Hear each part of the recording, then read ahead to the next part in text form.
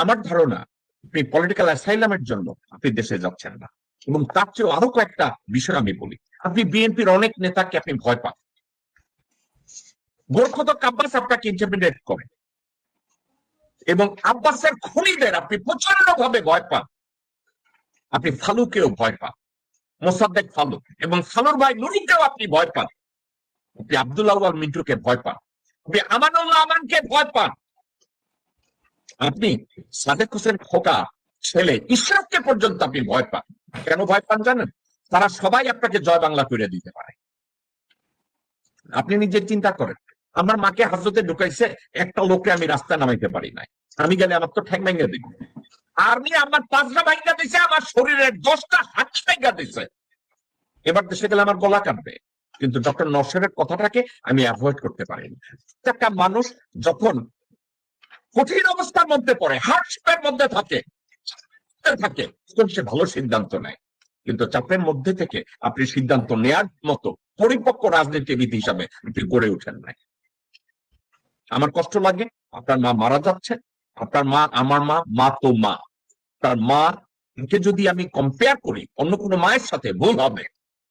আপনার মা বাংলাদেশের ইতিহাসের বহু কিছু সাক্ষী।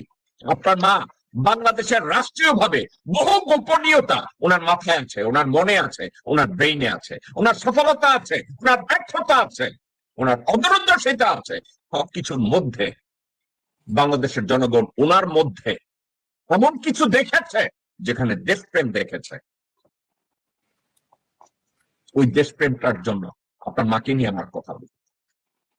আপনি নিজে তারেক রহমান চিন্তা করে দেখেন, আপনার বাবার নাম যদি জিয়াউর রহমান না হতো, আপনার মায়ের নাম যদি বেগম খালেদা জিয়া না হতো, আপনাকে নিয়ে কেউ কথা বলতো না।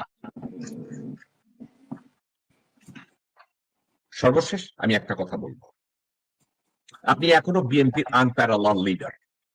আপনার জন্য আমার প্রেসক্রিপশন, আমি জানি আমার এই প্রেসক্রিপশন শুনে ডক্টর নওশাদ ঘোষণা করবে, ইঞ্জিনিয়ার জিয়া ঘোষণা করবে, অ্যাডভোকেট মামুন ঘোষণা করবে, কিন্তু তারপরে আপনার জন্য আমার প্রেসক্রিপশন, আপনি এখনো বিএনপির আনপ্যারালাল লিডার।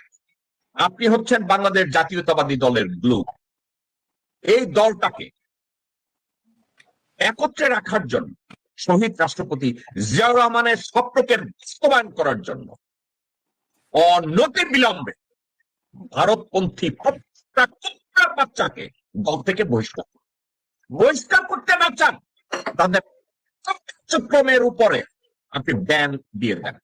সালাউদ্দিনকে ছড়ান, ও বিএনপি সাওয়াল, ওই দেশের রয়ের দালাল, হচ্ছে ভারতীয় দালাল, হচ্ছে সরকার। আপনাকে বাংলাদেশে গেলে একটা লোক যদি পিছন থেকে গুলি করে, ওই লোকটা সালাউদ্দিন, ওই লোকটা আমির চৌধুরী, ওই লোকটা গোরখদক আব্বাস, ওই লোকটা আব্দুল্লাহ আল মিন্টু, ওই লোকটা আমানুল্লাহ আমান, ওই লোকটা খোফা, ওই লোকটা ইসলাম। ভারতপন্থী প্রত্যেকটা কুত্তার বাচ্চাকে দল থেকে বহিষ্কার করুন, বহিষ্কার করুন।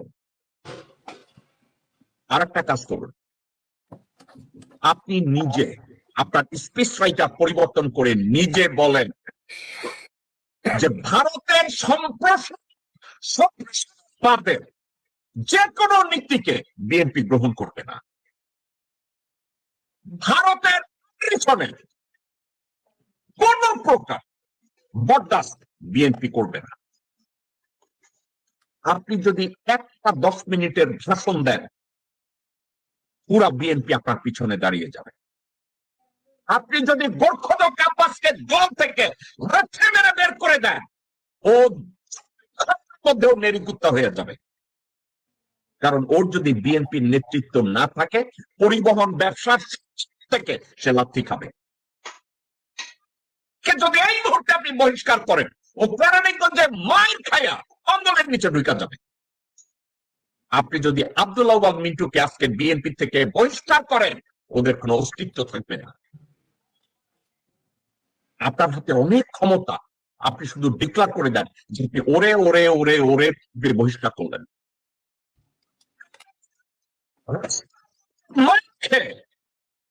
বিড়বিড় করবে আপনার পিছনে। 2, আপনার জন্য আরেকটা সাজেশন, এই মুহূর্তে আপনি বলেন যে আপনার দেশে না যাওয়ার পিছনে আপনার লজিক কারো কাছে জিজ্ঞাসা করেন না, মন থেকে আপনি বলেন আমি এই জন্য চাই না।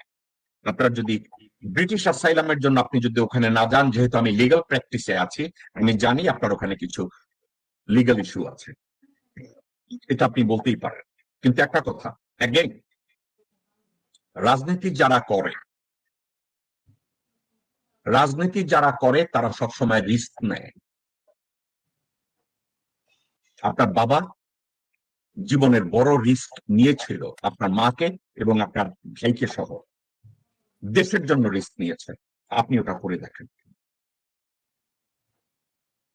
এবং আপনার আশেপাশে তল্পি বাহক কুত্তার বাচ্চাগুলো, হুমায়ুন একটা ক্যান্সার, আমির খসরু মাহমুদ চৌধুরী আপনার জন্য ক্যান্সার, সালাউদ্দিন আপনার জন্য ক্যান্সার, আমানুল্লাহ আমান আপনার জন্য ক্যান্সার, আমির খসরু মাহমুদ আপনার জন্য ক্যান্সার, সামা ওবায়েদ আপনার জন্য ক্যান্সার, রুমিন ফারহানা আপনার জন্য ক্যান্সার, মিন্টু আপনার জন্য ক্যান্সার। এই ক্যান্সার গুলোকে আপনি শরীরে রেখে আপনি টাইলানল খাবেন আর ঔষধ খাবেন, মনে করবেন আপনি সুস্থ। আপনি একটা বোকা। আমি গতকালকে বলেছি, হাওয়া ভবনের আপনার ট্র্যাক রেকর্ড ভালো না। বিএনপি দুইবারের ক্ষমতায় এসে আপনারা যা করেছেন তার ট্র্যাক রেকর্ড ভালো না।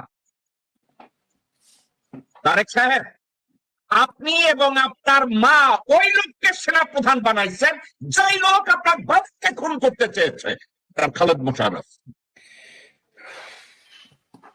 আমরা তারেক সিদ্দিকীকে গালি দেই না? রেহানার দেবর তারেক সিদ্দিকীকে গালি দেয় আর্মিটা ধ্বংস করছে। আপনার মামা ইস্কান্দার শুয়োরের বাচ্চা বাংলাদেশ আর্মিকে ধ্বংস শুরু করেছে। গত সপ্তাহে 2 সপ্তাহ আগে দেখছি আপনার মা বছরে কইরা সাইদ ইস্কান্দারের দৌড়ে নিয়ে ক্যান্টনমেন্টে গেছে। মানুষ শিখে, ভুল থেকে মানুষ শিখে, আপনারা শিখেন না। মানুষ ভুল থেকে শিখে যে এই ভুল আর করা যাবে না, কিন্তু আপনারা শিখেন না। সাইদ ইস্কান্দারের বৌরে দেখলাম ওয়াকারের পাশে দাঁড়ানো, আপনার মুখে দিয়ে দাঁড়ানো, অপু গন্ডা তাদের দেখলাম আলবেলার সন্তোষ শর্মা, রয়ের সন্তোষ শর্মা তার লগে বগলে নিয়ে আছে। রয়ের লোক মুশফিক ফজল আনসারীরে আপনারা অ্যাম্বাসেডর বানান। রয়ের লোক আপনাদের কাছে জনপ্রিয় হয়। তাহলে বলতে গেলে কি হয়, আমি কনক্লুডটা এভাবে করি, এভাবে তুলনা করলে আপনাকে তো সবাই হিরো আলম বানায় দিবে। হিরো আলম রিস্ক নিয়ে মাইর খাইয়া নেতা হয়েছে, মুসিবের সামনে দাঁড়াইয়া সামনে নির্বাচন করছে। ওই সাহসটাও আপনার নাই। ইঞ্জিনিয়ার জিয়া একটা কথা বলছে, আপনি মাইর খেয়েছেন আপনার অপকর্মের জন্য, আপনি তো দেশের জন্য মাইর খান নাই। আপনি তো আন্দোলন করার জন্য মাইর খান নাই। আপনি কেন মাইর খেয়েছেন? আর্মি অফিসারদের গায়ে হাত তুলতে আপনারা কে কইছে? হাওয়া ভবনের ডাইকা লেফটেন্যান্ট কর্নেল ব্রিগেডিয়ার জেনারেল তাদেরকে ধরে ধরে ফাঁসছেন। সাবাকায় লাঠি দেওয়ার জায়গা নাই, আপনি লোকজনের ডাইকা 4 ফিট মানে 7 ফিটের মতো জেনারেল সামনে দাঁড়ায় আপনি চাপড়াইছেন, চোপড়াইছেন, এই করছেন, কান ধরে উদ্বাস করাইছেন। আপনি মার খাইছেন বেয়াদবির জন্য, মার খাইছেন সিকিউরিটির জন্য।